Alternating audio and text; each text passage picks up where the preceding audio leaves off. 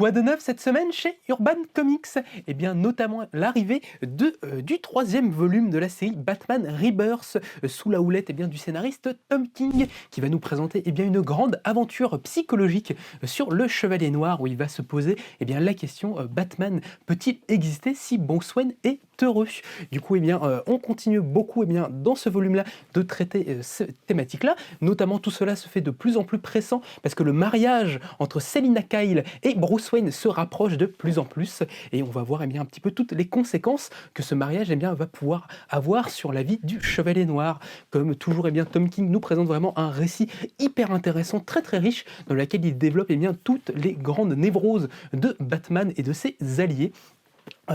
Des retournements de situation assez impactants dans ce volume-là, et notamment vous allez pouvoir retrouver l'un de mes arcs préférés de cet arc, de ce Rebirth-là, avec notamment une intrigue dans laquelle Bruce Wayne va devoir être juré sur une affaire où Batman est amené à être confronté à Mr. Freeze. Donc vraiment une superbe série que vous pourrez bientôt retrouver en intégralité avec le 4e tome qui devrait nous arriver en début d'année prochaine.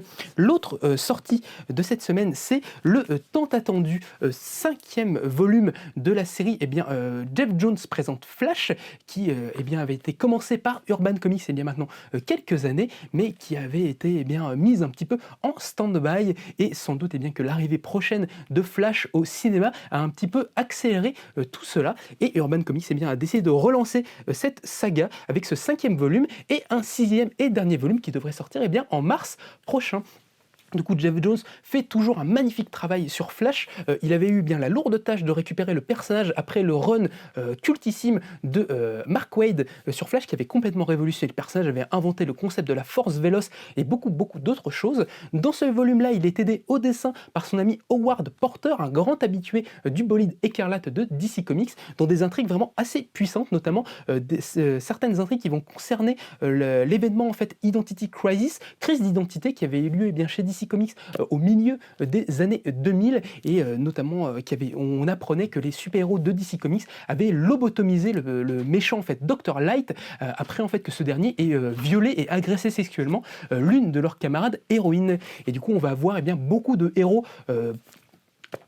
être confronté à ces enjeux-là, et notamment Barry Allen qui avait commis cette lobotomie, et Wally West, son héritier, qui va devoir être confronté au péché de son illustre mentor. Donc vraiment des histoires vraiment très très fortes, très très chouettes, et dans laquelle Geoff Johns nous montre sa totale maîtrise de l'univers et l'histoire de DC Comics.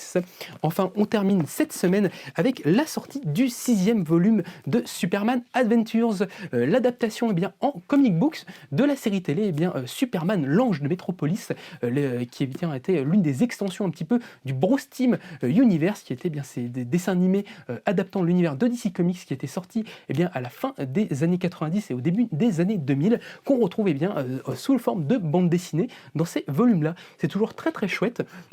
Une très très bonne extension de ces univers-là, avec pour la plupart des histoires inédites faites par des auteurs vraiment assez inspirés. Notamment, vous pouvez retrouver dans ces Superman Adventures les premiers écrits d'un certain Mark Millar dans le monde de la bande dessinée, et beaucoup de choses assez chouettes. C'est vraiment des superbes ouvrages si vous avez envie de donner un petit peu le virus du comic books à des jeunes enfants et pouvoir leur permettre de lire des histoires un petit peu accessibles à leur âge. Du coup, si vous voulez retrouver ces nouveautés, c'est dans le descriptif de la vidéo que ça se passe. Et sinon, on vous donne rendez-vous au 49 rue La Cépède à Paris pour en discuter un petit peu plus. En vous remerciant.